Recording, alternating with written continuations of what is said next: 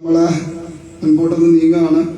ഇന്ന് പദ്ധ്യാനത്തിലെ ഭഗവാന്റെ അതിഗംഭീരമായിരിക്കുന്ന ഒരു തിരുവവതാരത്തെ കുറിച്ച് നമ്മൾ കീർത്തിച്ചു. നൃസിംഹം എന്ന സ്വരൂപത്തെ ആണ് മധ്യാഹ്നത്തിൽ കീർത്തിച്ചത്. നമ്മളെല്ലാവരും പറയാറ് നൃസിംഹമൂർത്തി അവതരിച്ചത് പ്രഹ്ലാദ രക്ഷയ്ക്ക് വേണ്ടിയാണ് എന്നാണ് പറയാറ്. പക്ഷേങ്കില് അതിന്റെ ഉള്ളിലേക്കൊന്ന് കടന്നു നോക്കിക്കഴിയുമ്പോൾ നമുക്കറിയാൻ കഴിയും, യഥാർത്ഥത്തിൽ ഭഗവാന്റെ അവതാര ലക്ഷ്യം ഹിരണ്യകശിപു എന്ന് പറയുന്ന തന്റെ ഭക്തനെ അനുഗ്രഹിക്കുക എന്നുള്ളതായിരുന്നു. അതിനു വേണ്ടിയിട്ട് പ്രഹ്ലാദനെ ഒന്ന് മുൻപിൽ നിർത്തി എന്ന് മാത്രം. രണ്ടുപേരും തന്റെ ഭക്തന്മാരാണ്. പ്രഹ്ലാദന് സാത്വികതയിൽ നിന്നുകൊണ്ടുള്ള ഭക്തിയും ഹിരണ്യകശിപു താമസത്തിൽ അല്ലെങ്കിൽ രജോ ഗുണത്തിൽ നിന്നുകൊണ്ടുള്ള ഭക്തി. ഭക്തിയില് ഏറ്റവും ദൃഢതരമായ ഭക്തി എന്ന് പറയുന്നത് വിദ്വേഷ ഭക്തിയാണ്. കാഠിന്യമേറെയുള്ള അല്ലെങ്കിൽ നമുക്ക് അത്ര പെട്ടെന്നൊന്നും കിട്ടാത്ത ഒരു ഭക്തിയാണ് വിദ്വേഷ ഭക്തി എന്ന് പറയുന്നത്. ഏതൊരു വസ്തുവിനെ കുറിച്ചാണോ നമ്മൾ വിദ്വേഷത്തോടു കൂടി ചിന്തിക്കുന്നത്, അതാണ് കൂടുതൽ നമ്മുടെ ഉള്ളിലേക്ക് കടന്നു വരിക. അപ്പൊ അതുകൊണ്ട് തന്നെ നിരന്തരമായി ഭഗവാനെ മാത്രമാണ് ചിന്ത. നാരായണനെ നാരായണൻ നാരായണൻ എന്നുള്ളൊരു ചിന്ത മാത്രമേ ഹിരണ്യകശിപുവിനുണ്ടായിരുന്നുള്ളൂ. ആ ഭക്തിയെ കുറിച്ച് അറിയണമെങ്കിൽ അവരുടെ പൂർവ്വജന്മത്തെ കുറിച്ച് നമ്മൾ അറിയണം. വൈകുണ്ഠത്തിലെ 7ാമത്തെ വാതിലില് കാവൽക്കാരായിട്ട് നിന്ന ജയവിജയന്മാര് സനകാദി മഹർഷിമാരുടെ ശാപം കൊണ്ട് 3 ജന്മം ഭൂമിയിൽ ജനിച്ചതാണ്. അതിൽ ആദ്യത്തെ ജന്മമാണ് ഹിരണ്യാക്ഷനും ഹിരണ്യകശിപുവും. രണ്ടാമത്തേത് രാവണനും കുംഭകർണനും. മൂന്നാമത്തേത് ഏതൊക്കെയാ? ശിശുപാലനും ഞങ്ങൾ ഈ നാട്ടിലറിയല്ല, ദന്തവക്ത്രനും. എല്ലാവരും കംസൻ എന്നാ പറയുക. കംസനല്ല, കംസൻ കാലനേമിയുടെ പുനർജന്മമാണ്. ദന്തവക്ത്രനും. ഇങ്ങനെയാണ് 3 ജന്മങ്ങൾ. ഈ സനകാദി മഹർഷിമാർക്ക് ഏതവസരത്തിലും ഭഗവാനെ ദർശിക്കുവാനുള്ള അനുവാദം ഉണ്ട്. പക്ഷേങ്കില് അവർ കുട്ടികളാണ്. 5 വയസ്സ് മാത്രം പ്രായമുള്ള കുട്ടികളാണ്. അതുകൊണ്ട് തന്നെ ഭഗവത് ദർശനത്തിനായിട്ട് ചെല്ലുമ്പോ ആ ജയവിജയന്മാർക്കൊരു തോന്നലുണ്ടായി, കുട്ടികളെ ഒന്ന് എന്താ പറയുക, ഒന്ന് കളിപ്പിച്ചാലോ എന്നൊരു ചിന്ത ഉള്ളിലുണ്ടായി എന്നാണ്. അപ്പോ ആ വാതുക്കൽ നിന്നിട്ടപ്പോ ഈ കുട്ടികൾ അങ്ങോട്ട് ചെന്നപ്പോ കയ്യിലുണ്ടായിരുന്ന ഒരു വടി ഇങ്ങനെ വളച്ചു കിട്ടുമെന്നാ പറയണേ. അപ്പൊ ഭൂന്നൊരൊച്ച കേൾക്കും. സാധാരണ പെട്ടെന്ന് ഒരൊച്ച കേൾക്കുമ്പോൾ കുട്ടികളൊന്നും ഞെട്ടും. പക്ഷെ ഇവിടെ ഞെട്ടിയത് ജയവിജയന്മാരാ. കാരണം ഈ ഹുങ്കാര ശബ്ദമൊന്നും കേട്ടിട്ടും സനകാദികൾക്ക് ഒരു യാതൊരുവിധ അനക്കം ഉണ്ടായില്ല. അപ്പൊ ഈശ്വര ദർശനത്തിന് വിഘാതമുണ്ടാക്കിയത് തെറ്റാണ്.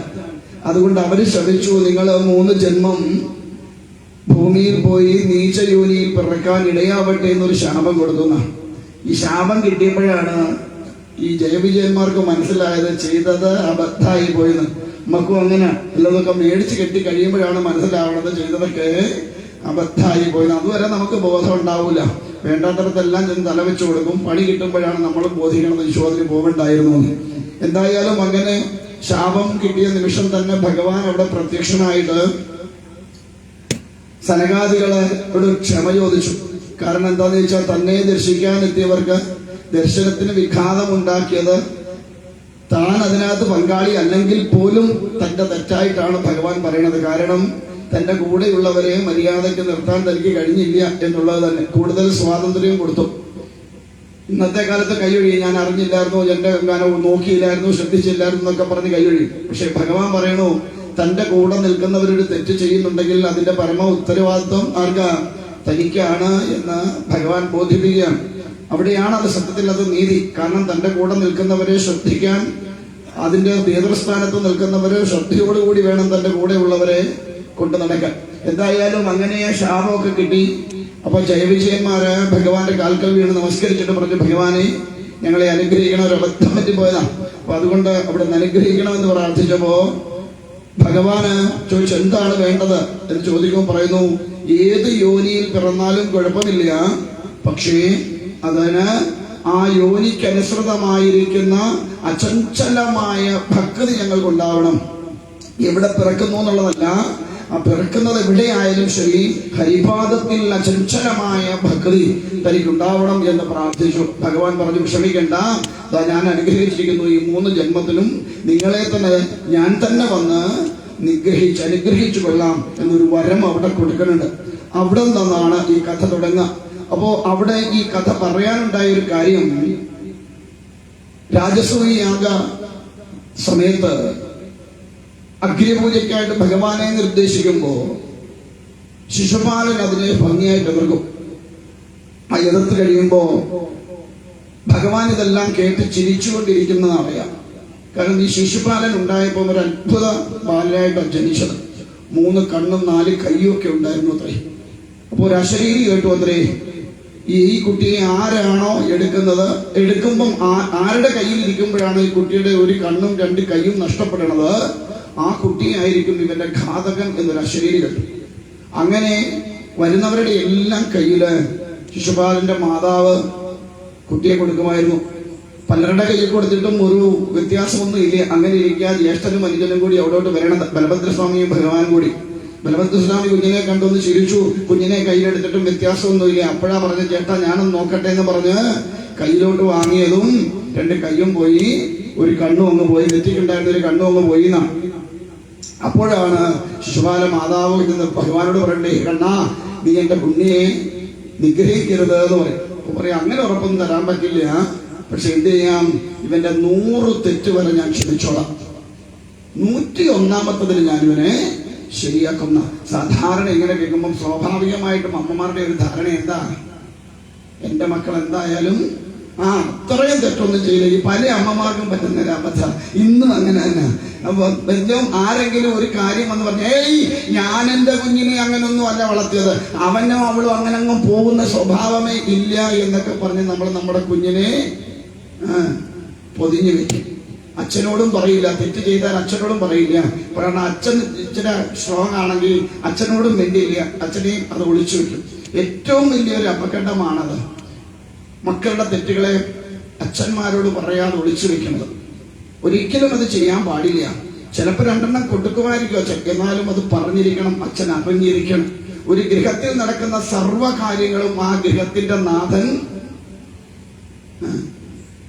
അറിഞ്ഞിരിക്കണം. ഇപ്പൊ എത്ര പേര് പറയും, പലതും അങ്ങനെ അറിയാതെ നടക്കുന്നുണ്ട്. അപ്പൊ അതുകൊണ്ട് മക്കളെ സംരക്ഷിക്കേണ്ടത് ആവശ്യമാണ്. പക്ഷേ ഒരിക്കലും തെറ്റുകളിലേക്ക് പോകുന്ന അവസ്ഥ ഉണ്ടാക്കി വെക്കരുത്. കാരണം അമ്മമാർക്ക് വാത്സല്യം കൂടുതലാണ് മക്കളോട്, അതുകൊണ്ട് അവര് തെറ്റ് ചെയ്യുന്ന ഒരു വിശ്വാസമില്ല. അതുകൊണ്ട് ഇപ്പൊ പറയാറുണ്ട്, മക്കളുടെ പിന്നിൽ 1 കണ്ണ് പോരാ, 2 പോരാ, 4 കണ്ണും മക്കളുടെ പിന്നാലെ വേണം എന്നാ പറയാ. കാരണം ഇന്ന് എങ്ങോട്ടാ പോകുന്നതെന്നൊന്നും ഒരു നിശ്ചയവും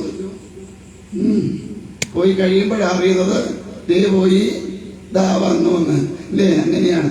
അതുകൊണ്ട് മക്കളെ വളരെ അത്ര അന്ധമായിട്ടൊന്നും ഇന്നത്തെ കാലത്ത് വിശ്വസിക്കാൻ പാടില്ല എന്ന് പറഞ്ഞ് അവരെ അവിശ്വസിക്കുകയും ചെയ്യരുത്. എന്തായാലും ഇവിടെ തന്റെ എന്താണ് ഇടയ്ക്കാരോട് ചർച്ചിച്ചു. അപ്പൊ എന്തായാലും അങ്ങനെ ശിശുപാലന്റെ മാതാവിനോട് അങ്ങനെ ഭഗവാൻ പറഞ്ഞു.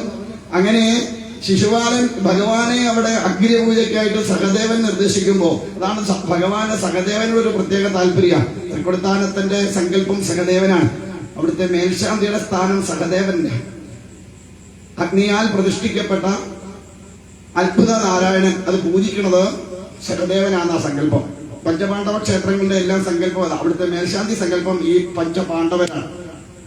അതിലും ഈ പഞ്ചപാണ്ഡവ ക്ഷേത്രങ്ങളില് 4ൽ നിന്നും വളരെ വ്യത്യസ്തമാണ് തൃക്കൊടിത്താനം മഹാക്ഷേത്രം എന്ന് പറയുന്നത്.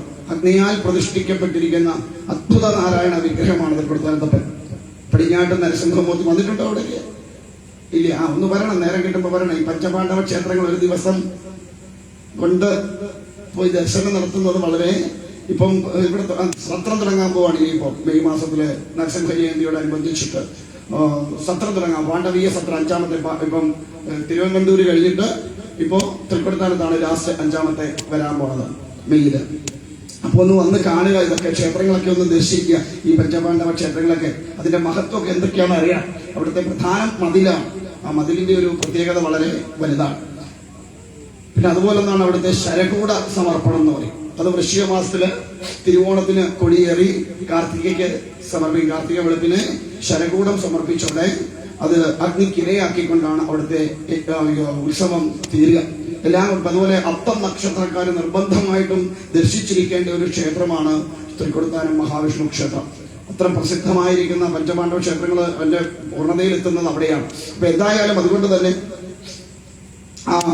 എന്താ പറയാ, ഭഗവാൻ അങ്ങനെ പറഞ്ഞു, ഞാൻ തെറ്റുകളൊക്കെ പുറത്തോളാം എന്ന് പറഞ്ഞു. എന്തായാലും 101ാമത് ചീത്ത വിളിച്ചപ്പോ ഭഗവാൻ നോക്കിയില്ല, തന്റെ സുദർശനത്തെ സ്മരിച്ചു. അവസാനം ഭഗവാനെ ഈ ശിശുപാലൻ പറയുന്ന ഒരു വാക്കെന്ന് പറയുന്നത് മദ്യപാനം പോലും ഉള്ളവനാണിവെന്നാ പറയുക. അത്രമാത്രം ഭഗവാനെ അതിശയം. ഭഗവദ്സ്വാമിയാണെ പിന്നെയും പോട്ടെന്ന് വെക്കാം. കാരണം പുള്ളി വല്ലപ്പോഴും ഒക്കെ ഇച്ചിരി ഒന്നായ നിന്നെ രണ്ടെന്ന് കാണാനൊക്കെ പോകുന്ന പാർട്ടി. പക്ഷെ ഭഗവാനെ സംബന്ധിച്ച് അങ്ങനെ ഒരു ദോഷം ഇല്ല. ഇല്ലേ, നമ്മുടെ ഇതൊക്കെ ഇവിടെ അങ്ങനെ കണ്ടില്ല. എന്തായാലും ഈശ്വരത്തിന് ആള് കുറവായതുകൊണ്ടാണ് എന്തോ കണ്ടില്ല. സാധാരണ ചെല്ലത്തിൽ എന്നാ ചേട്ടനെ രാവിലെ കാണുമ്പോൾ ഒന്നായിരിക്കും, വൈകുന്നേരം വരുമ്പോൾ ചേട്ടൻ എല്ലാവരെയും 2ഉം 3ഉം ആയിട്ടൊക്കെ കാണുന്ന അവസ്ഥകളൊക്കെ കാണാറുണ്ട്. ഇവിടെ അങ്ങനെ എന്തായാലും ഒന്നും കണ്ടില്ല. അതെന്തോ ഒരു ദൈവാധീനം. അപ്പൊ അതുകൊണ്ട് അങ്ങനെയൊക്കെയുള്ള അവസ്ഥകളൊക്കെ ഉണ്ടാവാതെ നോക്കണം. പോട്ടെ, എന്തായാലും അങ്ങനെ എന്താണ് ഭഗവാൻ തന്റെ സുദർശനത്തെ സ്മരിച്ചു. അങ്ങനെ ശിശുപാലന്റെ കണ്ഠം ഛേദിച്ചു. ആ ശിശുപാല തേജസ് ഭഗവാനിലേക്ക് വന്നു ചേരുമ്പോ അവിടെ നിൽക്കുന്ന നാരദ ഋഷിയോട് യുധിഷ്ഠിര മഹാരാജാവ് ചോദിക്കുകയാണ്, ഭഗവാനെ ഇത്രമാത്രം ദുഷിച്ചിട്ടും എന്താണ് ഈ ശിശുപാല തേജസ് ഭഗവാനിലേക്ക് വന്ന് ലയിക്കാനുണ്ടായ കാരണം എന്ന് ചോദിക്കുമ്പോഴാണ് ഇവരുടെ പൂർവ്വജന്മം പറയുക. അങ്ങനെ ഹിരണ്യാക്ഷനെ ഭഗവാൻ ഏത് രൂപത്തിൽ വന്ന് ഗ്രഹിച്ചു? ഹിരണ്യാക്ഷനെ കൊന്നത് ഭഗവാന്റെ ഏതവതാര സ്വരൂപ?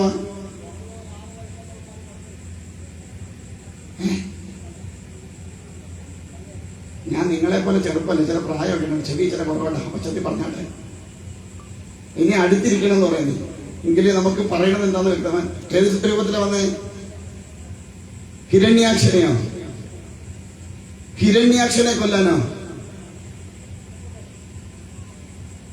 അമ്പടഞ്ഞാനെ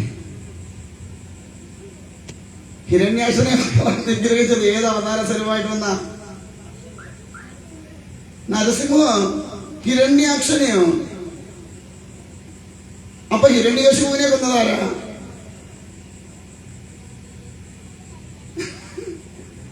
ഹിരണ്യാക്ഷനെ നിഗ്രഹിച്ചത് വരാഹരൂപിയായിട്ട് വന്നാണ്. ഇന്നലെ ഞാൻ പറഞ്ഞതാ, ബ്രഹ്മാവിന്റെ മൂക്കിൽ നിന്ന് അങ്കുഷ്ടതുല്യമായിട്ട് വന്ന നിമിഷം തന്നെ സൃഷ്ടികർത്താവ് ചെറുതും സൃഷ്ടി വലുതുമായി. ഇല്ലേ, ഞാൻ പറഞ്ഞില്ലേ? അത് ഇന്നലെ അല്ലായിരുന്നു. ഇന്ന് ഞങ്ങൾ പുറത്തിരിക്കാൻ പോകുന്നു. ഇന്നല്ല, 34 കൊല്ലം കേട്ടിട്ട് ഞങ്ങൾക്ക് മനസ്സിലായില്ല. അന്നേരം ഇപ്പൊ ഇന്ന് നില വന്നു ഇങ്ങോട്ട് പറഞ്ഞാൽ ഞങ്ങൾക്ക് മനസ്സിലായി. പോട്ടെ, എന്തെങ്കിലും ആയിട്ട്. അതെന്തുകൊണ്ടാണെന്നറിയാവോ? ശ്രദ്ധയില്ലാത്തത് കൊണ്ടാ. അതുകൊണ്ടാ. നിങ്ങൾക്ക് ശ്രദ്ധയുണ്ടോ ഇല്ലെന്ന് ഇപ്പൊ ഞാൻ പറഞ്ഞുതരാം. ചില കാര്യങ്ങൾക്ക് നമുക്ക് വളരെ ശ്രദ്ധ കൂടുതലാണ്. ഞാൻ ഒരു പാട്ടിന്റെ ഒരു വരി പാടാം. ആ പടം ഏതാണെന്ന് പറയണം, അതിനകത്തെ നടി ഏതാണെന്ന് പറയണം, ആ ക്യാരക്ടർ ഏതാണെന്ന് പറയണം. എളുപ്പം പറയും നിങ്ങള്. ഒരു മുറൈ വന്ന് പാത്തായ ഏതാ പടം? ഏതാ പടം? മണിച്ചിട്ടുണ്ടായി. നടി ആരായിരുന്നു? ശോഭന. അതിനകത്ത് ക്യാരക്ടറിന്റെ പേരെന്താ? ഗംഗ. മറ്റേ ഡ്യുവൽ ഇതിൽ വരുന്നത് കണ്ടോ? എത്ര വർഷം മുമ്പ് ഇറങ്ങിയ പടമാണ്. ഇത്ര കൃത്യമായിട്ട് നടി ആരാന്നും പേരെന്താന്ന് ഇതെല്ലാം നമ്മൾ പറയുന്നു. അപ്പൊ എന്തുകൊണ്ടാണ്?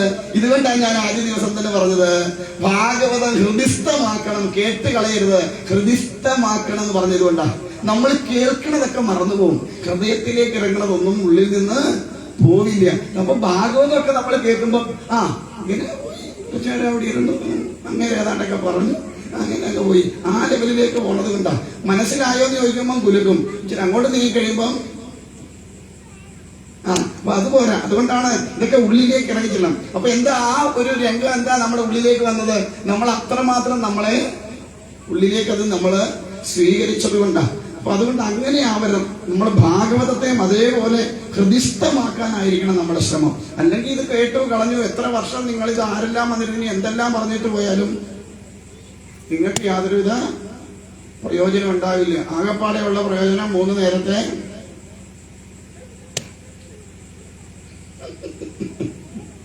അത്രയും ഉണ്ടാവും. അതിങ്ങനെ കേട്ടു കളഞ്ഞു പോവും. അത് പാടില്ല. നമ്മൾ 1 വർഷം ഒരു കാര്യമെങ്കിലും പഠിച്ച് നമ്മുടെ ജീവിതത്തിലേക്ക് പകർത്തി കൊന്നെങ്കിൽ മാത്രമേ. ഇന്നൊന്നും നിങ്ങളെ പോലുള്ളവരൊന്നും ഇവിടെ നിന്ന് ഇരിക്കാൻ പാടില്ല. കാരണം 35 അല്ലെ 31 32 തന്നെ പറഞ്ഞില്ലേ, അതിൽ കൂടുതലായി. ഏതാണ്ട് 35 സപ്താഹത്തോളം ആയെന്ന് വെച്ചോളൂ. ഈ 35 കൊല്ലം കൊണ്ട് 35 കാര്യം പഠിച്ച് നമ്മുടെ ജീവിതത്തിലേക്ക് പകർത്തിയിരുന്ന ഇന്ന് നിങ്ങൾ ഇവിടെ ഇരിക്കുമായിരുന്നോ? 37. ഇത് 37ാമത്തെയാ. ഉണ്ടോ? ഒന്ന് ആലോചിച്ച് നോക്ക്. അപ്പൊ എന്നിട്ടും നമ്മളെന്താ ഇവിടെ വന്നിങ്ങനെ ഇരിക്കണേ? നമ്മളിതൊക്കെ ഇങ്ങനെ കേട്ടങ്ങനെ കളഞ്ഞു വരുന്നുണ്ട്. അതുകൊണ്ട് ഭാഗവത്തെ ഹൃദിസ്ഥമാക്കാൻ നോക്കുക. കോട്ടെ, എന്തായാലും അങ്ങനെ ഭഗവാന് ഹിരണ്യകശിപുവിനെ നിഗ്രഹിച്ചപ്പോ യുധിഷ്ഠിര മഹാരാജാവിന്റെ ചോദ്യത്തിന് ഉത്തരമായിട്ടാണ് നാരദമുനി പറഞ്ഞു കൊടുക്കുന്നത്. ഇവരിങ്ങനെ ഇവരുടെ പൂർവ്വജന്മത്തെ കുറിച്ച് പറഞ്ഞു കൊടുക്കുന്നത്. അങ്ങനെ ഹിരണ്യകശനെ ഭഗവാൻ നിഗ്രഹിച്ചു കഴിഞ്ഞപ്പോ ഹിരണ്യകശിപുവിന് അത്യധികമായിരിക്കുന്ന ഒരു വൈരാഗ്യ ബുദ്ധി ഉണ്ടായി. തന്റെ സഹോദരനെ നിഗ്രഹിച്ച നാരായണനെ ഞാന് ഇല്ലാതെയാക്കിയിട്ട് തന്നെ ബാക്കി കാര്യം എന്ന് തീരുമാനിച്ച് തപസ്സിൽ പോയി. കാരണം തന്റെ കായബലം കൊണ്ട് മാത്രമാവില്ല, തപം ചെയ്തുകൊണ്ട് ആ മനസ്സിനെ ദൃഢപ്പെടുത്താൻ കഴിയണം. എങ്കിലേ ഇതൊക്കെ സാധ്യമാവൂ എന്ന് മനസ്സിലാക്കി. അങ്ങനെ ഈ ഹിരണ്യകശിപു വിവാഹമൊക്കെ കഴിഞ്ഞിരുന്നു. കയാതു എന്നാണ് ഭാര്യയുടെ പേര്. 4 മക്കളുള്ളതായിട്ട് പറയുന്നത്. ഹ്ലാദൻ, പ്രഹ്ലാദൻ, സഹ്ലാദൻ, ആഹ്ലാദൻ എന്ന് പറയുന്ന 4 മക്കള്. ആ 4 മക്കളിൽ പ്രഹ്ലാദൻ മാത്രം തലതിരിഞ്ഞു പോയി എന്നാണ് അസുരന്മാര് പറയണത്. അതിന് കാരണം എന്താന്ന് ചോദിച്ചാൽ പ്രഹ്ലാദൻ നിരന്തരമായി ജപിച്ചുകൊണ്ടിരുന്നത് നാരായണ മന്ത്രമാണ്. നാരായണ മന്ത്രം ജപിക്കുന്നവർ ആർക്കും അത്രയ്ക്ക് കണ്ടുകൂടാ. ഈ ലോകത്ത് മനുഷ്യന് കണ്ടുകൂടാത്ത ഒരേ ഒരു വർഗം ആരാന്നറിയാമോ? ഞങ്ങളെ പോലെ. എന്താ കാരണം? ഇവന്മാർക്ക് ഒരു പണിയില്ല. അങ്ങനെയാ. കാരണം നല്ല കാര്യങ്ങൾ ഇപ്പൊ നമ്മൾ നോക്കൂ, ഒരു ഇന്നത്തെ ഈ പറയുന്ന സോഷ്യൽ മീഡിയയിലായാലും എന്തെങ്കിലും ഒരു നെഗറ്റീവ് സംഗതി ഒന്ന് പോസ്റ്റ് ചെയ്യട്ടെ, ലക്ഷങ്ങളായിരിക്കും ആ നെഗറ്റീവ് സംഗതിയെ കാണാനും വ്യൂവേഴ്സ് ആയിട്ടും സബ്സ്ക്രൈബേഴ്സ് ആയിട്ടും വരിക, ഇല്ലേ? പക്ഷെ ഇതുപോലെ പ്രഭാഷണം മറ്റുള്ള കാര്യങ്ങൾ വന്നാൽ എത്ര പേര് ലൈക്ക് ചെയ്യും? അങ്ങേ അറ്റം പോയാൽ 25 എണ്ണം അല്ലെ 30 എണ്ണം വ്യൂവേഴ്സ്. അങ്ങേ അറ്റം പോയ ഒരു 1K 16K ഒക്കെ. അപ്പൊ ഇന്നത്തെ നമ്മൾ 1ാമത്തെ ദിവസത്തെ പ്രോഗ്രാം പ്രഭാഷണം 1.6K വരെ ആയിട്ടുണ്ട്.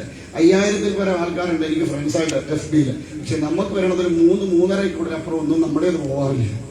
എന്താ കാരണം? ഇങ്ങനെയുള്ള കാര്യങ്ങളോടൊന്നും ആർക്കും വലിയ താല്പര്യം. അതേസമയം ഞാൻ എന്തെങ്കിലും ഒരു വേണ്ടാതിന് ഇതിനകത്തൂടെ പറയട്ടെ, ആ ഫുൾ ലൈക്ക് കിട്ടും. കാരണം നമ്മുടെ മനസ്സ് അങ്ങനെയായി പോയി. ഈ പ്രാപഞ്ചികമായിരിക്കുന്ന വിഷയങ്ങളിലേക്ക് കൂടുതൽ നമ്മൾ നമ്മുടെ മനസ്സിനെ കൊണ്ടുപോകുമ്പോൾ ഈശ്വരീയമായ ചിന്തകളിലേക്ക് നമ്മുടെ മനസ്സിനെ കൊണ്ടുവരാൻ നമ്മൾ ആഗ്രഹിക്കണില്ല. എന്തായാലും അങ്ങനെ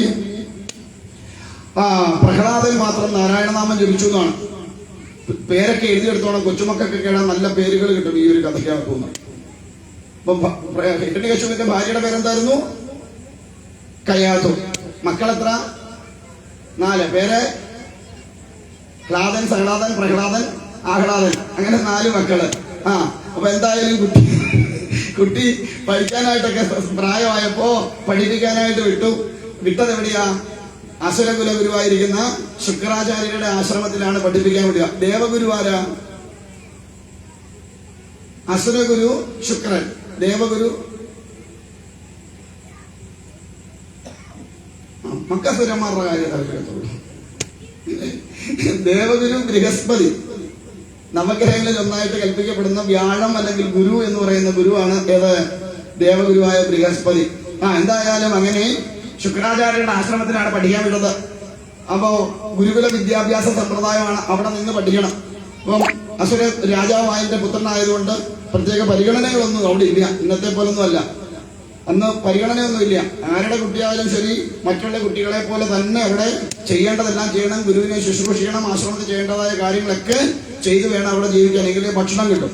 അതിന്റെ ഒരു മോഡേൺ വേർഷനാണ് നമ്മുടെ ഇന്നത്തെ ഈ ബോർഡിംഗ് എന്ന് പറയുന്ന സംവിധാനം. അന്ന് കാശ് കൊടുക്കണ്ടായിരുന്നു, ഇന്ന് കാശ് കൊടുത്താല് കിട്ടും. അന്ന് കാലത്ത് ഫ്രീ ആയിട്ട് കിട്ടിയ രണ്ട് കാര്യങ്ങളാണ്. ഒന്ന് വിദ്യാഭ്യാസവും, ഒന്ന് ആതുര സേവനം. ഇന്ന് ഏറ്റവും കൂടുതൽ കാശുണ്ടാക്കുന്നതും വിദ്യാഭ്യാസത്തിൽ കൂടി ആതുര സേവനത്തിൽ കൂടിയാണ്, ഇല്ലേ? ശരിയല്ലേ? ഇപ്പൊ കല്യാണം കഴിച്ചാൽ ഉടനെ ഏറ്റവും വലിയ സ്കൂളിൽ കൊണ്ട് നമ്മൾ രജിസ്റ്റർ ചെയ്തിടുക, 1 ലക്ഷം രൂപ ഡൊണേഷൻ കൊടുക്കും. എന്തിനാ? കുട്ടി ഉണ്ടാവുമ്പം എന്ത് കിട്ടണം? അവിടെ അഡ്മിഷൻ കിട്ടണം. അതിനായിട്ട് അന്നേരം ചെന്നാൽ ചിലപ്പോൾ കിട്ടിയില്ല എന്തോ ചെയ്യും. അതുകൊണ്ട് നമ്മൾ കല്യാണം കഴിക്കുമ്പോഴേ ഉണ്ടാവുമല്ലോ ഒന്നും അറിയില്ല, എന്നാലും കല്യാണം കഴിക്കുമ്പോഴേ പോയി നമ്മൾ രജിസ്റ്റർ. നമ്മുടെ ഒരു ധാരണയുണ്ട്, ഇങ്ങനെ പേര് കേട്ടിടത്ത് പഠിച്ചാല് കുട്ടികൾ ഏതാണ്ടൊക്കെ ആവൂന്ന്. അങ്ങനെയൊന്നും ഇല്ല. നമ്മുടെ ഇന്ത്യൻ പ്രസിഡന്റ് ഒക്കെ ആയിരുന്ന KR നാരായണൻ, അബ്ദുൽ കലാം സാറും ഒക്കെ എവിടെയാ പഠിച്ചത്? സാധാരണ സ്കൂളുകളിൽ പഠിച്ചു വളർന്നു വന്നവരാ. പഠിക്കേണ്ടവൻ എവിടെ പോയാലും പഠിക്കും, തലതിരിഞ്ഞവന് എവിടെ പോയാലും കണക്കാം. ഇന്ന് വാർത്ത കണ്ടില്ലേ? 10ാം ക്ലാസ് പരീക്ഷ കഴിഞ്ഞിട്ട് ആഘോഷിക്കാൻ കുപ്പിയായിട്ടാണ് പിള്ളേരെ 10ാമത്തെ അവസാന പരീക്ഷ എഴുതാൻ പോയതെന്ന്. ആലോചിച്ച് നോക്കൂ ഇന്നത്തെ അവസ്ഥ. അത്രമാത്രം വിദ്യാഭ്യാസം അധപ്പതിച്ചു. ഇന്ന് വിദ്യ ഒരു അഭ്യാസമായിട്ട് മാറി, അല്ലെങ്കിൽ ഒരു ആഭാസമായിട്ട് മാറി. കാരണം യാതൊരു വിധമായ മൂല്യവും പകർന്നു നൽകാൻ കഴിയാത്ത എന്തൊക്കെയോ കാട്ടിക്കൂട്ടലുകളായിട്ട് മാറി ഇന്നത്തെ വിദ്യാഭ്യാസം. യാതൊരു സംശയമില്ല. കാരണം അത്രമാത്രം ഒരു ഇതുമില്ലാത്ത ഒരു സമ്പ്രദായമായിട്ട് മാറി ഇന്നത്തെ വിദ്യാഭ്യാസം. പിന്നെ തന്നെയല്ല, പണ്ട് കാലത്തെ ഗുരുക്കന്മാർക്ക് ശിക്ഷിക്കാനുള്ള അവകാശം ഉണ്ടായിരുന്നു. ഇന്നത്തെ ഗുരുക്കന്മാർക്ക് നോക്കാൻ പോലുമുള്ള അവകാശം ഇല്ലാതെയായി. അങ്ങനെ ചെയ്താൽ ആ അധ്യാപകൻ അകത്ത് കിടക്കും. അങ്ങനെയൊക്കെയുള്ള സംവിധാനം വന്നപ്പം ഏത് വിധത്തിനായാലും കുഴപ്പമില്ല എന്നുള്ള ഒരു തലത്തിലേക്ക് മാറിപ്പോയി. അത് വലിയൊരു വിഷയമാണ്. എന്തായാലും അങ്ങനെ അവിടെ പഠിക്കാൻ തുടങ്ങി. എന്താ രണ്ടുപേരും കൊണ്ട് അവിടെ തകർത്ത് വാരുവാണല്ലോ നാരായണ. ഞാൻ ഇവിടെ മുമ്പിൽ കൊണ്ടുവന്നിരുത്തും കേട്ടാ. തന്നെയല്ല, വർത്താനം പറയുന്നവരുടെ മൂക്കും കണ്ടിച്ചോണ്ട് പോയി. അതുകൊണ്ട് മൂക്കൊക്കെ കൊത്തി പിടിച്ചോണം. ഇവിടെ കത്രി എടുക്കണ്ടോ? ഉണ്ടാ മൂക്ക് കണ്ടിക്കാൻ എടുത്ത് വെച്ചിരിക്കണതാ. ഇനി മുമ്പിൽ വാ, രണ്ടുപേരും എഴുന്നേറ്റ് വന്നി. വാ, മൂക്ക് കണ്ടിക്കത്തില്ല. ഇനി പോലെ ഫ്രണ്ട് വാ, ഇവിടെ വാ. ഇങ്ങനത്തെ കസാര വന്നി. ഓടിയോ മക്കളിഞ്ഞ് ഓടിയോ, ഇവിടെ വന്നിരുന്നേ. എനിക്കൊന്ന് കാണാൻ അനി വന്നേ. ഞാൻ വന്നിട്ട് നീ എന്നെ കാണുവിടാന്ന് ഒന്നുകൂടെ ചാരി. അതുകൊണ്ട് എന്തായാലും അങ്ങനെ പ്രഹ്ലാദൻ ഇവിടെ പഠിക്കാൻ തുടങ്ങി. അവിടെ പഠിപ്പിക്കുമ്പോ സമയത്ത് വളരെ ശ്രദ്ധാലുവായിട്ടിരിക്കും പ്രഹ്ലാദൻ. പക്ഷെ സാറുമാരങ്ങോട്ട് പോയി കഴിയുമ്പോ ഇതേയും മാറിയിരുന്ന നാരായണനാമം ജപിക്കും. അന്ന് പ്രഹ്ലാദൻ പഠിക്കാൻ ചെല്ലുമ്പോൾ ശുക്രാചാര്യർ അവിടെ ഇല്ല. അദ്ദേഹം എങ്ങനെ വിദ്യാഭ്യാസ ഉന്നമനത്തിലേക്ക് എത്തിക്കാമെന്ന് പഠിക്കാൻ വേണ്ടിയോ മറ്റോ പോയതാണ്. എന്തായാലും അന്ന് പഠിപ്പിച്ചത് ശുക്രാചാര്യരുടെ മക്കളായിരിക്കുന്ന ഷണ്ടനും അമർക്കനും. കൊച്ചുമക്കൊക്കെ ഇടാൻ പറ്റിയ പേരാ ഷണ്ടനും. വിളിക്കാനും എളുപ്പമുണ്ട് ഇല്ലേ? മോനെ ഷണ്ട അല്ലേ? ഇപ്പൊ അങ്ങനെയാണല്ലോ പേരൊക്കെ ഇടുക ഇല്ലേ? പണ്ട് കാലത്ത് രാധാകൃഷ്ണൻ, ഗോപാലകൃഷ്ണൻ ഇല്ലേ? വിശ്വനാഥൻ, ശങ്കരൻ, വാസന്തി, ലക്ഷ്മി എന്തൊക്കെ പേരിടുമായിരുന്നു. ഇപ്പൊ എങ്ങനെ ഇടുക? ഇത്രയേ ഉള്ളൂ അല്ലേ? എല്ലാം ഷോർട്ടായി. പിന്നെ പുതിയൊരു ശീലമുണ്ട്, അച്ഛന്റെ അമ്മയുടെയും പേരിന്റെ ആദ്യത്തെ അക്ഷരം എടുത്തിട്ട് ഇല്ലേ? അങ്ങനെയൊക്കെ വിടാറില്ലേ കുട്ടികൾക്ക്? അച്ഛന്റെ അമ്മയുടെയും പേരിന്റെ ആദ്യത്തെ അക്ഷരം എടുത്തിട്ട് മക്കൾക്ക് പേരിടുക. അച്ഛൻ കൃഷ്ണനും അമ്മ മിനിയാണെങ്കിൽ കൊച്ച് ഞാനൊന്നും പറഞ്ഞില്ലേ. പണ്ട് കാലത്ത് എന്തിനാ ഈ ദേവന്മാരുടെയും ദേവിമാരുടെയും ഒക്കെ പേരിടുന്നത്? നാവിൽ അങ്ങനെ കിടക്കും ഈ നാമം. മോനെ ശങ്കരാന്ന് വിളിക്കുമ്പം ആ വിളി എവിടെയൊക്കെ ഒരു പരിധി വരെ പോവും. ഈശ്വരനാമം നാവിൽ വിളയാടും. അവസാന നിമിഷം അജാമിളൻ വിളിച്ചതുപോലെ നാരായണ എന്നെ അരികത്ത് വന്നിരുന്ന് എന്നെ ഒന്ന് രക്ഷിക്കണേ എന്ന് തന്റെ പുത്രനെ ഓർത്ത് വിളിച്ചപ്പോ ആരാ എത്തിയത്?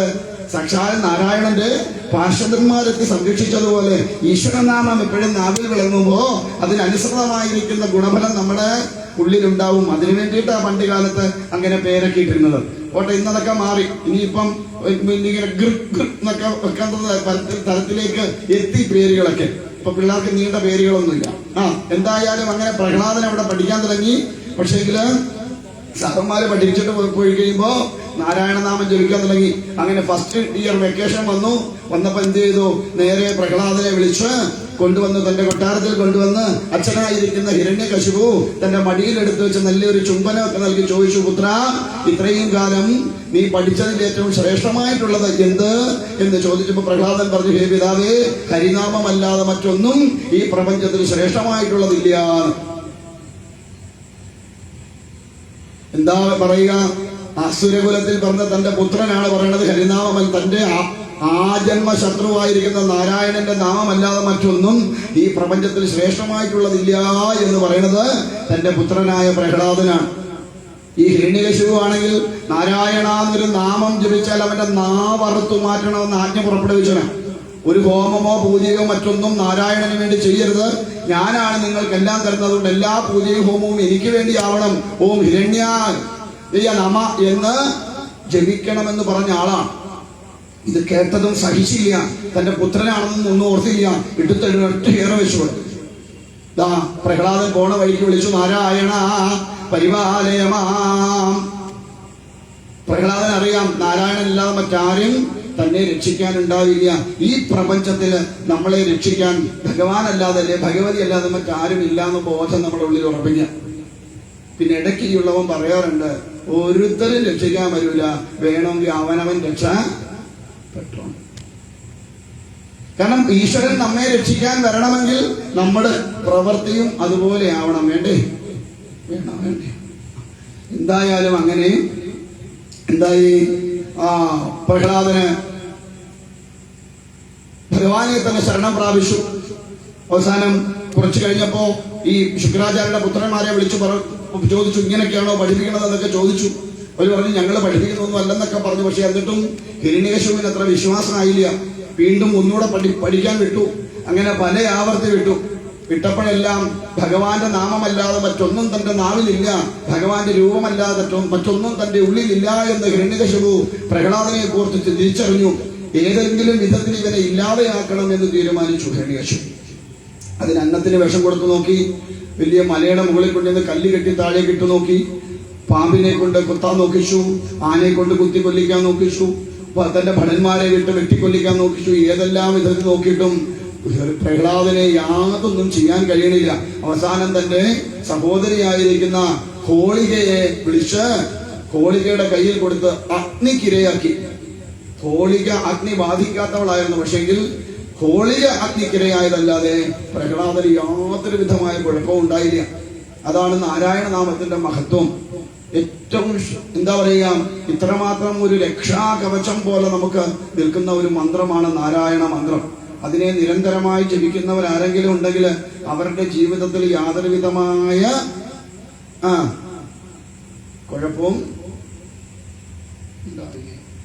അപ്പോൾ ഒരു സംശയം തോന്നുന്നു, സ്വാമി ഞങ്ങൾക്ക് ഇവിടെ ഭദ്രകാളി അല്ലേ, അപ്പൊ നാരായണ എന്ന് ചോദിച്ചാൽ ഭദ്രകാളിക്ക് വല്ലതും തോന്നുന്നു? ശിവക്ഷേത്രത്തിൽ ചെന്ന് വെച്ച് നാരായണ എന്ന് വിളിച്ചകത്തോട്ട് കയറുവോ? ഇല്ല, പേടിയാ. അഥവാ ഈ നാവിലെങ്ങാനും നാരായണ എന്ന് അറിയാതെ വന്ന ഉടനെ എന്താ പറയും, അയ്യോ ഭഗവാനെ ശിവ, ഞാൻ അറിയാതെ പറഞ്ഞു പോയത്, അതിനെ ക്ഷമിച്ചേക്കണെന്ന് പറയുന്നത് നമുക്ക് പറയാം. ഉള്ളവൻ പറയാറുണ്ട്, ഭഗവാനെ ഭയക്കുകയേ ചെയ്യരുത്. ഈശ്വരനെയും ഈശ്വരിയെയും ഭയക്കാനുള്ളതല്ല, അവരെ എന്ത് ചെയ്യാനുള്ളതാ? പ്രേമിക്കാനുള്ളതാ. സ്നേഹിക്കരുത്. ഈശ്വരനെ എപ്പോഴും പ്രേമിക്കാൻ നോക്കുക. എന്താ ഈ സ്നേഹവും പ്രേമവും തമ്മിലുള്ള വ്യത്യാസം? ഇപ്പോഴത്തെ പിള്ളേര് പറയുന്ന പ്രേമമല്ല കേട്ടോ. എന്താ പ്രേമവും സ്നേഹവും തമ്മിലുള്ള വ്യത്യാസം? സ്നേഹത്തിന് ഗീവ് ആൻഡ് ടേക്ക് എഗ്രിമെന്റ്സ് ഉണ്ട്. നീ എന്നെ സ്നേഹിച്ചാൽ ഞാൻ നിന്നെയും സ്നേഹിക്കും, നീ എനിക്ക് വല്ലതും തന്നാൽ ഞാൻ നിനക്കും വല്ലതും തരും. ഇത്തരത്തിലുണ്ട്. പക്ഷെ പ്രേമത്തിന് അതില്ല. പ്രേമം എന്ന് പറയുന്നത് പരമമായിരിക്കുന്ന ഒരു ധാരയാണ്, ആനന്ദത്തിന്റെ ധാരയാണ്. അതുകൊണ്ടാണ് പ്രേമത്തിന്റെ ഏറ്റവും ഉത്തമമായിരിക്കുന്ന ആൾക്കാരാരാന്ന് ചോദിച്ചാലേ, മകളുടെ ഉദാഹരണങ്ങൾ ആരാന്ന് ചോദിച്ചാൽ ആരാ?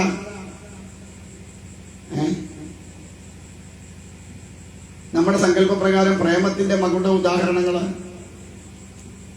പറ, അറിയത്തില്ല. രാധയും കൃഷ്ണനും. എന്താ രാധയും കൃഷ്ണനും പ്രേമത്തിന്റെ മകളുടെ ഉദാഹരണങ്ങളായിട്ട് മാറാൻ കാരണം? രാധയെ വിവാഹം കഴിച്ചിട്ടുണ്ടോ കണ്ണൻ? ഉണ്ടോ? ഇല്ല. അതുകൊണ്ട് നമ്മൾ രാധ ആരാന്ന് പറയും? വിരഹിണിയാണെന്ന് പറയും. പക്ഷെ സത്യത്തിൽ രാധ വിരഹിണിയാണോ എന്ന് ചോദിച്ചാൽ രാധ പോലും പറയില്ല ഞാൻ വിരഹിണിയാണ്. എന്താ കാരണം? ഗർഗഭാഗവതത്തിൽ ഭഗവാനോട് ചോദിക്കും, കണ്ണ ഇത്രയെല്ലാം ഞാൻ നിന്നെ പ്രേമിച്ചിട്ടും നീ എന്തേ എന്നെ മാത്രം വിവാഹം കഴിച്ചില്ല? ബാക്കിയുള്ളവരെ എല്ലാം വിവാഹം കഴിച്ചുവല്ലോ, നീ എന്നെ മാത്രം എന്താ ഇങ്ങനെ ശ്രദ്ധിക്കാതെ വിടണതെന്ന്. ഭഗവാൻ ഒരു മറുപടി കൊടുക്കുന്നുണ്ട്. ഹേ രാധേ, ഞാൻ എന്തിനാ നിന്നെ വിവാഹം കഴിക്കണേ? എന്തിന് ഞാൻ നിന്നെ വിവാഹം കഴിക്കണം? വേറിട്ട് നിൽക്കുന്നതിനെ ഒന്നിച്ച് ചേർത്താ മതി, ഇല്ലേ? ആണോല്ലേ? വേറിട്ട് നിൽക്കുന്ന ഒന്നിനെ ചേർത്ത് വെച്ചാൽ മതി. നീ എന്നിൽ നിന്നും വേറിട്ട് പോയവളല്ല. നീ എപ്പോഴും എന്റെ ഹൃദയത്തിൽ അങ്ങനെ ഒരു ധാര പോലെ ഒഴുകിക്കൊണ്ടിരിക്കുന്നവളാണ്. ഭക്തിയുടെ പരമമായിരിക്കുന്ന ധാരയാണ് രാധ. പ്രേമത്തിന്റെ പരമ കാഷ്ടയുടെ പേരാണ് രാധ. അതുകൊണ്ടാണ് രാധാദേവിയെ ചിന്തിച്ചാൽ പോലും ഭഗവാൻ നമ്മെ കാത്തുരക്ഷിക്കുന്ന അറിയാം. അത്ര പ്രിയമാണ് രാധയോട് ഭഗവാൻ. അതുകൊണ്ട് ഭഗവാന്റെ ഹൃദയത്തിൽ ചേർന്നിരിക്കുന്നവളാണ് രാധ. അതുകൊണ്ട് പറയും, ഹേ രാധയെ, ഞാൻ എവിടെ പോയാലും നീ എന്റെ ഉള്ളിലുണ്ട്. അതുകൊണ്ട് നിന്നെ എനിക്ക് പ്രത്യേകിച്ച് എന്നിലേക്ക് ചേർത്ത് നിർത്തേണ്ട യാതൊരുവിധ കാര്യമില്ല.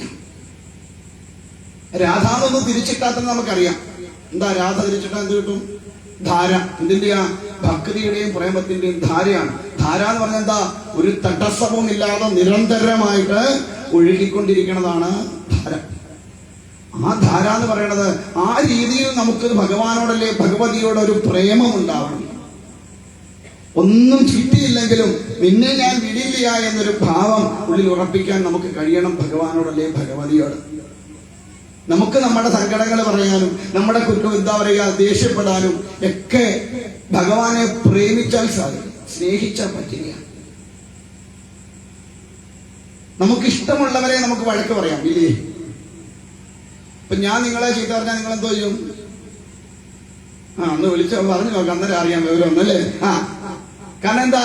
നമ്മൾ തമ്മിൽ യാതൊരു ഈയലും ഇല്ല, ഒരു ഇത് ബന്ധവും ഇല്ലാത്തത് കൊണ്ട് എനിക്കൊന്ന് എന്റെ മക്കളെ തല്ലുന്ന പോലെ വേറെ തന്നെ മക്കളെ തല്ലാൻ പറ്റുമോ? ഇല്ല. എന്താ കാരണം? അത് എന്റേതെന്നൊരു ഭാവമുണ്ട്. ഇത് തന്നെയാണ് ഭഗവാനോട് നമുക്ക് തോന്നുന്നത്. ഭഗവാൻ എന്റേതാണെന്ന് ബോധിക്കണം, അല്ലെ ഭഗവതി എന്റേതാണെന്ന് ബോധിക്കണം. ഇപ്പൊ ഇന്നൊരാള് എന്നെ ആലപ്പുഴയിൽ നിന്ന് വിളിച്ചു വെച്ചു, പിന്നെ അത് ഞാനൊരു കാര്യം ചോദിച്ചോട്ടെ എന്ന് ചോദിച്ചു. എന്താ ഈ ഇടയ്ക്കിടയ്ക്ക് പറയുന്നേക്കാലോ വല്യമ്മ വല്യമ്മന്ന്? ആരെയായി വല്യമ്മയെന്ന് വിളിക്കണേ? സാധാരണ എല്ലാവരും ഭഗവതിയെ അമ്മ അമ്മ എന്നാ പറയാ. അങ്ങ് മാത്രം എന്താ ഈ വല്യമ്മ എന്ന് പറഞ്ഞു? ഞാൻ വിളിക്കണം അങ്ങനെയാ വല്യമ്മ എന്ന്. ഞാൻ പറഞ്ഞു വിളിക്കാൻ തുടങ്ങിയ കാലം മുതലേ ഞാൻ വല്യമ്മ എന്നാ വിളിക്കുന്നത്. ഈ അമ്മൂമ്മമാർക്ക് കൊച്ചുമക്കളോട് എന്തുകൊണ്ട് സ്നേഹം കൂടുതലാ. അമ്മയേക്കാൾ കൂടുതൽ സ്നേഹിക്കും അമ്മൂമ്മമാര്, ഇല്ലേ? ഇപ്പൊ വല്യമ്മയായ എന്താ ഗുണം? പരമമായ ഒരു വാത്സല്യം ഉണ്ടാവും. അപ്പൊ അതുകൊണ്ട് ഞാൻ നാവെടുത്ത് വിളിക്കാൻ തുടങ്ങി. പലരോട് പറയണ്ട അങ്ങനെ വിളിക്കലേ വിളിക്കും, പക്ഷെ എന്റെ നാവിൽ അങ്ങനെ വരൂ, വല്യമ്മ എന്നൊക്കെ വരുവുള്ളൂ. കാരണം നമുക്ക് അമ്മയോട് അത്രമാത്രം ഒരു അടുപ്പം തോന്നിയാൽ, അല്ലെ അമ്മയാണ് എനിക്കല്ലേ ഭഗവാനാണ് എന്നെ നയിക്കണത് എന്ന് തോന്നിക്കഴിഞ്ഞാൽ, എന്നെ സംബന്ധിച്ച് ഞാൻ പറഞ്ഞാൽ എന്റെ ജീവിതത്തിന്റെ ഏതാണ്ട് ഒരു 24 കൊല്ലം കൊണ്ടുള്ള ജീവിതത്തില് മണ്ണിനടിയിൽ പോയി കുരുപ്പ കുത്തേണ്ട കാലമൊക്കെ കഴിഞ്ഞു. പല അവസരങ്ങളിലായിട്ട് 2000 മുതൽ ആണ് ഇതിനകത്തേക്ക് കൂടുതലായിട്ട് ഇറങ്ങി വരും. 2002 കൂടിയാണ് ഇതിനകത്തേക്ക് കൂടുതലായിട്ട് ഇറങ്ങി വരുന്നത്. അവിടെ മുതൽ ഇങ്ങോട്ട് ഏതാണ്ട് മണ്ണിൽ പോയി കുരുപ്പ കുത്തേണ്ട കാലമൊക്കെ കഴിഞ്ഞു. കുരുപ്പാന്ന് പറഞ്ഞറിയില്ലേ? ആ സാധനം കുത്തേണ്ട കാലമൊക്കെ കഴിഞ്ഞതാ. പിന്നെ എന്തിനോ വലിച്ചു നീട്ടി ഇവിടെ ഇതുപോലെ കൊണ്ട് വിട്ടിരിക്കുകയാണ്. അപ്പൊ ആ ഒരു കാരുണ്യം എന്തിനു വേണ്ടിയാണെന്ന് ചോദിച്ചാൽ ഇതുവരെ എനിക്ക് മനസ്സിലായിട്ടില്ല. പക്ഷെ എന്തോ ഒരു കാരുണ്യം ഇവര് രണ്ടുപേരും അങ്ങനെ കാണിച്ചിട്ട് കൊണ്ട് നടക്കുന്നുണ്ട് ഇതുവരെ. അപ്പൊ നമുക്ക് ആ ഒരു നമ്മോട് കാണിക്കുന്ന ഒരു വാത്സല്യം, നമ്മളെ സംരക്ഷിക്കുന്ന ആ ഒരു സംരക്ഷണം കാണുമ്പോൾ നമുക്ക് ഭഗവാനോടല്ലേ ഭഗവതിയോട് ഉണ്ടാവേണ്ടത് പരമമായിരിക്കുന്ന സമർപ്പണ ഭാവമാണ് ഉണ്ടാവേണ്ടത്. ഒന്നും കൊടുക്കാനില്ലെങ്കിലും ഭഗവതി ഭഗവാനേതാ എന്റെ മനസ്സ് എന്നെ തന്നെ ഞാൻ അതിനാ ചെന്ന് സാഷ്ടാംഗം നമസ്കരിക്കുന്നത്. ഭഗവതിയുടെ അല്ലെ ഭഗവാന്റെ പാതാരവിന്ദങ്ങളിൽ സാഷ്ടാംഗം നമസ്കരിക്കുമ്പോൾ പരിപൂർണമായ സമർപ്പണ ഭാവം. പക്ഷെ നമ്മൾ സാഷ്ടാംഗം നമസ്കരിക്കൂല. എന്താ കാരണം? നമുക്ക് എന്ത് നശിച്ചിട്ടില്ല? അഹങ്കാരം നശിച്ചിട്ടില്ല. അതുകൊണ്ട് നമുക്കൊരാളെ കാണുമ്പം ഒന്ന് തൊഴാനോ പറ്റുമോ? നമ്മളാരെയും കാണുമ്പോൾ തൊഴുവോ? നമസ്തേ എന്ന് പറയുമോ? ഒന്ന് നോക്കി ചിരിക്കുവോ? പോവാ നല്ല കളിയായി. ഒരാളെ നമ്മൾ കാണുമ്പോൾ എങ്ങനെയാ പോവാ? ഇങ്ങനൊരു പിടുത്തം പിടിക്കും അല്ലേ? ഒന്ന് ആലോചിച്ച് നോക്കി. ഒരു പരിചയമില്ലാത്ത ഒരാളെ നോക്കി നമുക്ക് ചിരിക്കാൻ കഴിയുമോ? പറ്റുമോ? ഞാൻ പറയും, നമുക്ക് ആനന്ദിക്കാൻ ഏറ്റവും നല്ലൊരു ഉപാധിയുണ്ട്. നമ്മുടെ സർവ്വ സങ്കടവും മറക്കാൻ പറ്റുന്ന ഒരു പണിയുണ്ട്. എന്താണെന്നറിയാമോ? ഒരു പരിചയമില്ലാത്ത ഒരാളെ കാണുമ്പോ ഒരു 70 mm ചിരി പാസാക്കി തലയൊന്ന് വിളിക്കണം. എന്തായിരിക്കും അവസ്ഥ? ഈ പോണ വഴിക്ക് മുഴുവൻ ഇവൻ എന്തായിരിക്കും ആലോചിക്കുക? എന്നാലും എന്നെ നോക്കി ചിരിച്ച് എന്ന് പറഞ്ഞത് ആരാ?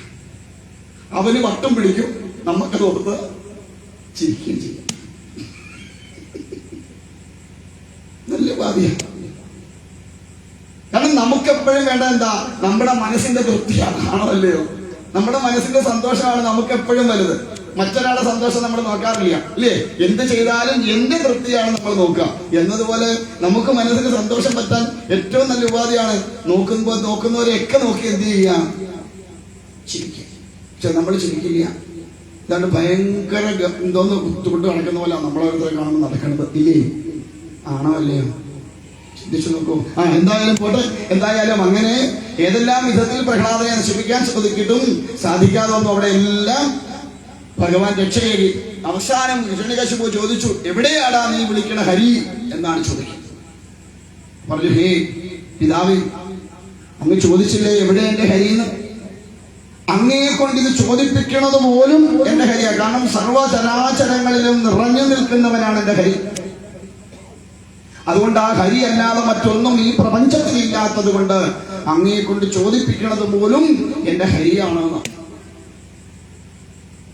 ഇത്രയൊക്കെ നോക്കിയിട്ടും പറ്റാതെ വന്നപ്പോ ഹിരണ്യകശിപുവിന് സഹിക്കാത്ത ദേഷ്യായി. വേഗം തന്നെ ചോദിച്ചു, ഉണ്ടോടാ ഈ തൂണില് എന്ന് ചോദിച്ചു.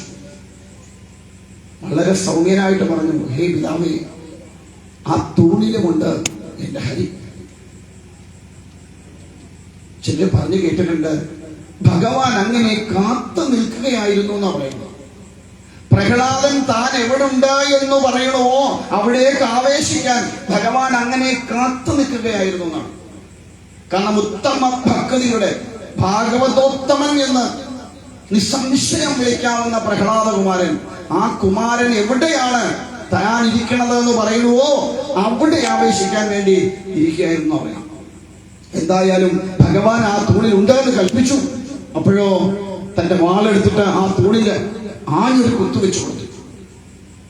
ആ തൂൺ രണ്ടായിട്ട് പിളർന്ന് അതിൽ നിന്ന് ഇറങ്ങി വന്നത് അതിഭയാനകമായിരിക്കുന്ന ഗർജനത്തോടുകൂടി, ഭീകരമായ ഒരു സ്വരൂപത്തോടുകൂടി, മനുഷ്യനുമല്ല മൃഗവുമല്ലാത്ത വിധത്തില് കൈകളിൽ ആയുധങ്ങളുമൊക്കെ ആയിട്ട് നാരായണൻ നരഹരി രൂപത്തില്, നൃസിംഹ രൂപത്തില് ആ തൂണിൽ നിന്ന് പ്രത്യക്ഷപ്പെട്ടു. ദേവന്മാരെല്ലാം അവിടെ വന്ന് പുഷ്പവൃഷ്ടി നടത്തി ഭഗവാനെ ഭംഗിയായിട്ട് സ്തുതിച്ചു.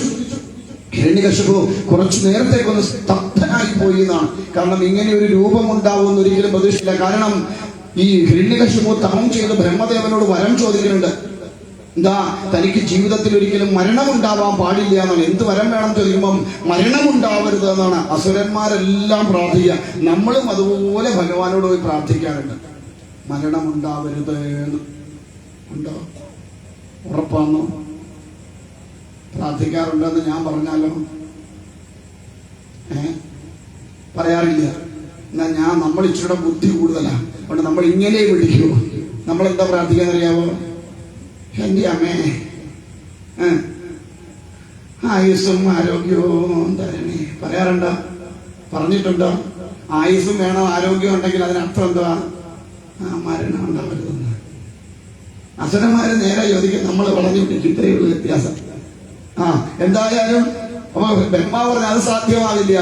അപ്പോഴാണ് പിന്നെന്താ മരണം ഉണ്ടാവാതിരിക്കാനുള്ള ഉപാധി എന്താണെന്ന് ആലോചിക്കുമ്പം അതിൽ പഴുതുകൾ കണ്ടത്. മരണം വരാൻ സാധ്യതയുള്ള സർവ്വ പഴുതുകളും അടച്ചുകൊണ്ടാണ് ഹിരണ്യകശിപു വരം വാങ്ങുന്നത്.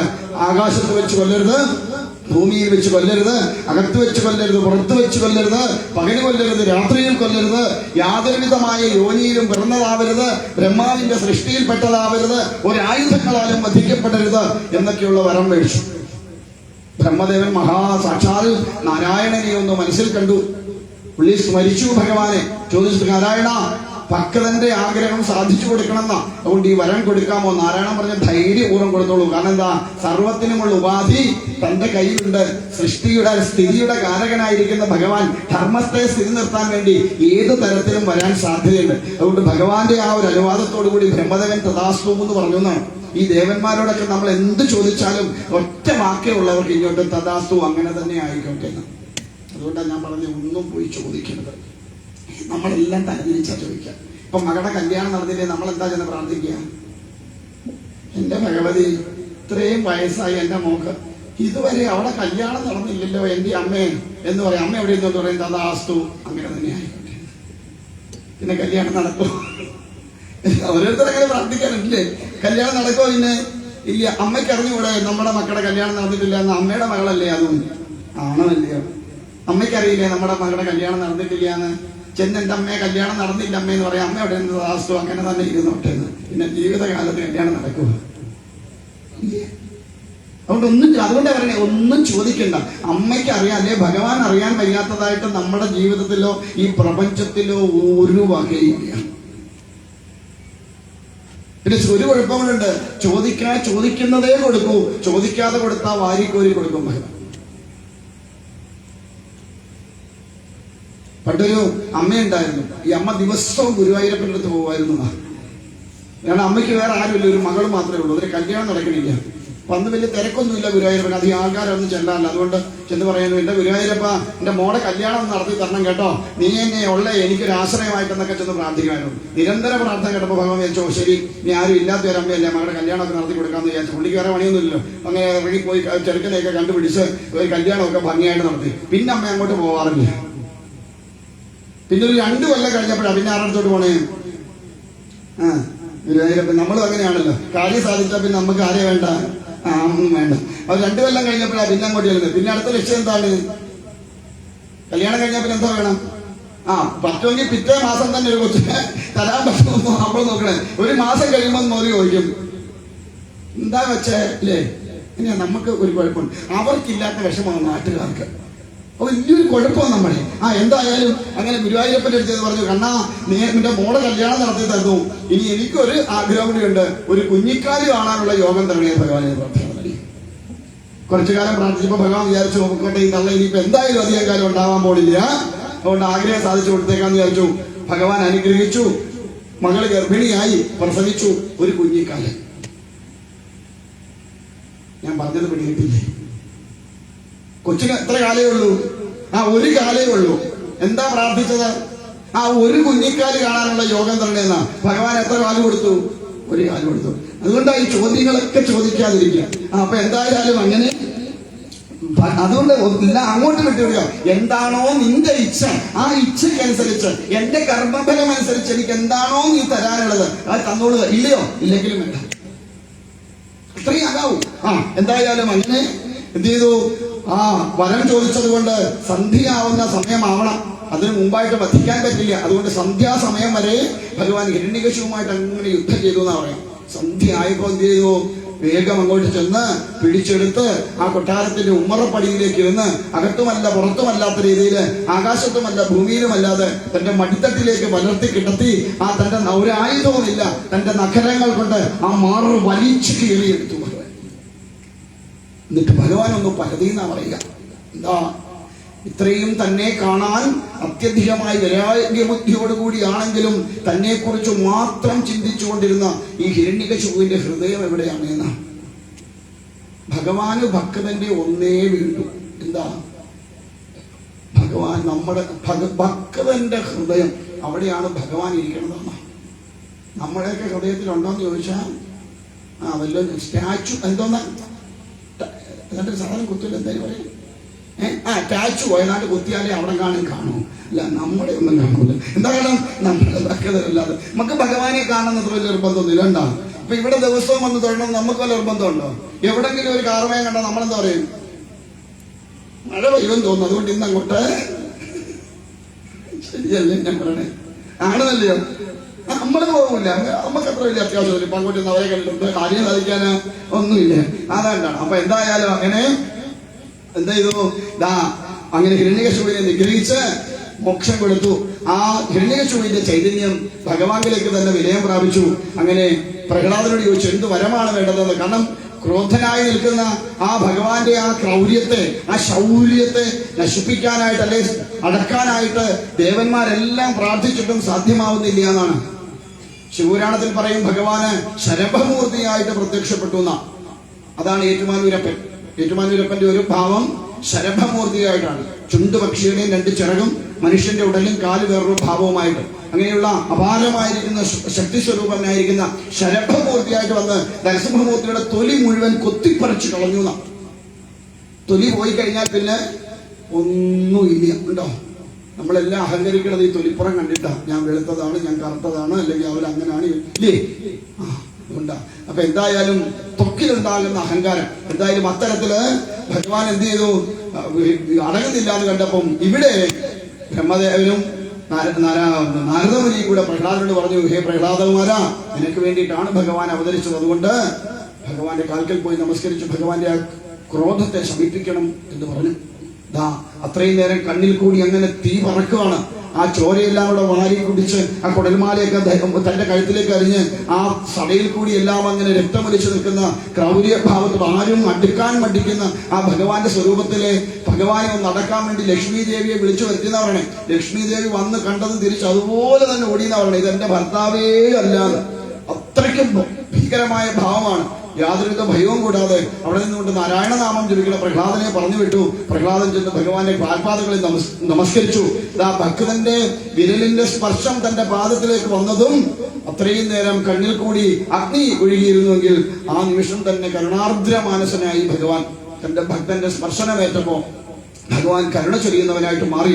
പ്രഹ്ലാദനെ പിടിച്ച് നിർത്തിക്കൊണ്ട് ചോദിച്ചു, ഉണ്ണി എന്ത് വരമാണ് വേണ്ടത് എന്ന് ചോദിച്ചോ. പറഞ്ഞു, ഹേ ഭഗവാൻ, അവിടുത്തെ ഈ ദിവ്യമായിരിക്കുന്ന ദർശനം കിട്ടിയാൽ തന്നെ സർവസ്വമായി കഴിഞ്ഞു. കാരണം യോഗികൾക്ക് പോലും കാണാൻ കഴിയാത്ത അങ്ങയുടെ ഈ രൂപം, അത് ഈ ഉള്ളവന് ഈ ചെറിയ പ്രായത്തിൽ തന്നെ അങ്ങ് നൽകിയെങ്കിൽ അതിലും വലിയൊരു വരത്തിന്റെ ആവശ്യമില്ല എന്ന് പറയുന്നുണ്ട്. പക്ഷേ ഭഗവാന്റെ നിർബന്ധത്തിന് വഴങ്ങി രണ്ടാമത് ഈ പ്രഹ്ലാദകുമാരൻ ചോദിക്കുന്നുണ്ട്, എന്റെ പിതാവ് അങ്ങയെ അത്യധികമായി ദുഷിച്ചിട്ടുണ്ട്, അതിനെയൊക്കെ മറന്നുകൊണ്ട് എന്റെ പിതാവിന് മോക്ഷത്തെ നൽകണം എന്ന് പ്രാർത്ഥിക്കുമ്പോ ഭഗവാൻ പറയുന്നു, ഹേ പ്രഹ്ലാദ, നിന്റെ പിതാവിന് മാത്രമല്ല 21 തലമുറ മുൻപോട്ടും 21 തലമുറ പിൻപോട്ടുമുള്ള നിന്റെ സർവ്വ പിതൃക്കൾക്കും ഞാൻ എന്ത് ചെയ്യും? മുക്തിയെ നൽകുന്നതാണ് എന്ന് പറഞ്ഞ് അനുഗ്രഹിച്ച് ഏതാണ്ട് 36,000 വർഷക്കാലത്തോളം പ്രഹ്ലാദൻ പിന്നെ അസുര രാജാവായിട്ട് വാണു, ഭഗവാന്റെ പരമഭക്തനായിട്ട് വാണു എന്നാണ് കഥ. എവിടെയാണ് നരസിംഹം ഇരിക്കണതെന്ന് ചോദിച്ചാൽ നമ്മുടെ ഉള്ളിൽ തന്നെ. നമ്മുടെ ഉള്ളിലുള്ള 2 ഭാവങ്ങളാണ്. ഒന്ന് ദേവഭാവവും ഒന്ന് ആസുരി ഭാവവും. ഈ 2 ഭാവങ്ങളിലെ ഒരു മാറ്റം വന്ന് എവിടേക്ക് വരണം? സത്വികമായിരിക്കുന്ന ഭാവത്തിലേക്ക് കൊണ്ടുവരണം. ഞാൻ എന്ന ബോധം എത്ര കാലത്തോളം നമ്മുടെ ഉള്ളിലുള്ള ഹിരണ്യകശിപു എന്ന് പറയുന്നത് ഞാൻ എന്ന ബോധമാവുന്ന. രണ്ടാമത് പ്രാപഞ്ചികമായിരിക്കുന്ന എല്ലാവിധ ഭൗതിക സുഖങ്ങളും അനുഭവിക്കണം, അതെല്ലാം തന്റേതാക്കണം എന്ന് ചിന്തിക്കുന്ന ഒരു സ്വരൂപമാണ് ഹിരണ്യകശിപു എന്ന് പറയുന്നത്. അതുകൊണ്ട് അങ്ങനെയുള്ള ആ ഞാൻ എന്ന അഹംബോധത്തെ അവിടെ ഇല്ലാതെയാക്കിക്കൊണ്ട് അവിടേക്ക് ആസുരി ചിന്തകള് ഉള്ളിൽ നിന്ന് മാറിക്കഴിയുമ്പോൾ അവിടെ എന്തുണ്ടാവും? ഭഗവാന്റേതായിരിക്കുന്ന അനുഗ്രഹ കലകൾ നമ്മളിലേക്ക് വന്നു ചേരും. അതുകൊണ്ട് നമ്മുടെ ഉള്ളിലും ഉണ്ട് ഞാൻ എന്ന ഭാവം. അതിനെ ഇല്ലാതെയാക്കാൻ കഴിയണം. ഇതൊന്നും ഞാൻ അല്ല എന്ന ബോധത്തിലേക്ക് എത്തണം. കാരണം നമ്മളെല്ലാം ഈ ഞാൻ എന്നത് ഈ ശരീരത്തെ ആസ്പദമാക്കിക്കൊണ്ടാണ് പറയുക. അതുകൊണ്ട് ഞാൻ ഈ ശരീരമല്ല എന്ന് ബോധിച്ചുകൊണ്ട് ഞാൻ ശിവസ്വരൂപിയാണ്, ശിവമാണ് എന്ന ബോധത്തിലേക്ക് എത്താൻ എപ്പോഴാണോ കഴിയുക, അപ്പോൾ മാത്രം നമുക്ക് ആരെ ഉള്ളിൽ കാണാൻ കഴിയും? സാക്ഷാൽ നൃസിംഹമൂർത്തിയെ കാണാൻ കഴിയും. ശത്രുനാശം ഇതിനാണല്ലോ നമ്മുടെ ശത്രു സംഹാരം. അല്ലേ? ശത്രു ഉച്ചയ്ക്ക് ചെയ്തോ എല്ലാവരും ശത്രു സംഹാര പുഷ്പാഞ്ജലി ചെയ്തോ? ശത്രു സംഹാര പുഷ്പാഞ്ജലി തന്നെയാണോ ചെയ്തത്?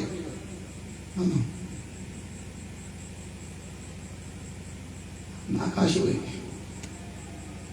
അങ്ങനെ ഒരു പുഷ്പാഞ്ജലി ഇല്ലെന്ന് ഞാൻ നേരത്തെ പറഞ്ഞല്ലേ. ശത്രുതാ സംഹാര പുഷ്പാഞ്ജലി. ഈ ശത്രു സംഹാരം എന്താ ഉദ്ദേശിക്കുക? അപ്പുറത്തെ ഗോമതിയുടെ തല പോണേ എന്റെ നരസിംഹമൂർത്തി എന്ന് പറഞ്ഞാണോ വരണേ? ആണോ? നമുക്കൊരാൾ ശത്രു ഉണ്ടെന്ന് വിചാരിക്കുക, അവരെ ഇല്ലാതാക്കാൻ വേണ്ടി പേരും നാളും പറയണേ ആരുടെയാ?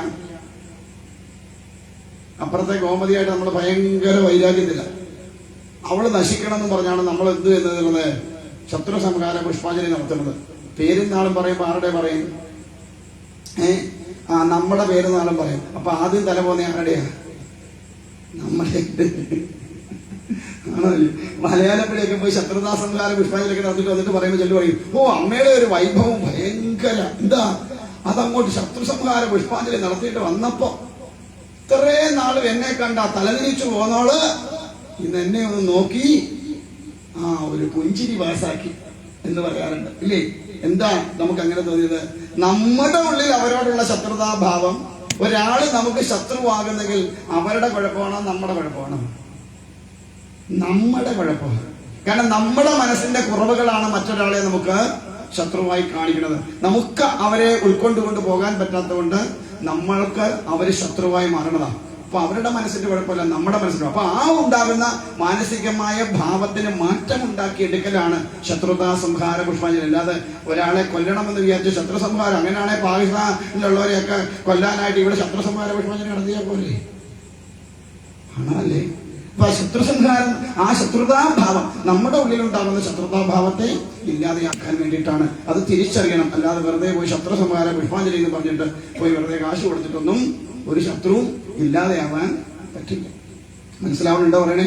അപ്പൊ അതുകൊണ്ട് അങ്ങനെ ചിന്തിച്ചുകൊണ്ട് ഭഗവാനെ മാത്രം മനസ്സിൽ ധ്യാനിച്ചുകൊണ്ട് നമ്മുടെ ഉള്ളിലുള്ള ആസുരി ഭാവത്തെ ഇല്ലാതെയാക്കാൻ സാധ്യമാവട്ടെ. അതിന് നരസിംഹമൂർത്തി അനുഗ്രഹിക്കട്ടെ എന്ന പ്രാർത്ഥനയോട് നമുക്കിനി 1-2 നാമങ്ങളോട് ജപിച്ച് തിരുവാതിരക്കാരൊക്കെ ഇങ്ങനെ റെഡിയായി വാതിക്കൽ തന്നെ രൂക്ഷമായിട്ട് നോക്കുന്നുണ്ട്. 8 മണി എന്നൊക്കെയോട് പറഞ്ഞ് എന്തുകൊണ്ടാണ് താനിത്രയും ഘട്ടം നിർത്താത്തെ എന്ന് ചോദിക്കുന്നുണ്ട്. സാരമില്ല, ഈ സപ്താഹത്തോടനുബന്ധിച്ചൊക്കെ ആവുമ്പോൾ ഇങ്ങനെയൊക്കെ ചില താമസമൊക്കെ വരും. കാരണം ഒരു സംഗതി പറഞ്ഞു വരുമ്പം അത് പൂർണ്ണമായിട്ട് പറയാൻ പറ്റിയില്ലെങ്കിൽ പിന്നെ അത് ബുദ്ധിമുട്ടാണ്. എന്നിട്ടും ചുരുക്കിയാണ് ഓരോന്നും ഇവിടെ പറഞ്ഞു പോണത്. അപ്പൊ അതുകൊണ്ട് ആ ഒരു ഭാവത്തിലേക്ക് നമുക്ക് ഒന്ന് ഉൾക്കൊള്ളാൻ കലാപരിപാടികളൊക്കെ നല്ലതാണ്, എനിക്ക് ഇഷ്ടമാണ്. പക്ഷേ എങ്കിൽ സപ്താഹത്തോടനുബന്ധിച്ചാകുമ്പോൾ ഒരു കാര്യത്തെ പറഞ്ഞു വെക്കണേ ഇച്ചിരി സമയമെടുക്കും. അതുകൊണ്ട് ഞാൻ ഇന്ന് അദ്ദേഹത്തോട് പറഞ്ഞു, ഉച്ചയ്ക്ക് കൃത്യം 1 മണി എന്ന ഇത് പിടിക്കരുത്. കാരണം ചിലപ്പോൾ പറഞ്ഞു വരുമ്പോൾ 1-1:15 ആയി പോയേക്കും. അതുകൊണ്ട് കൃത്യം 1 മണിക്കൊന്നും ചിലപ്പോൾ നിർത്തിയെന്ന്. അതുകൊണ്ട് ഇനി ബാക്കിയൊക്കെ നമുക്ക് നാളത്തേക്ക് നോക്കാം. നാമജപവും കൂടെ നടക്കട്ടെ.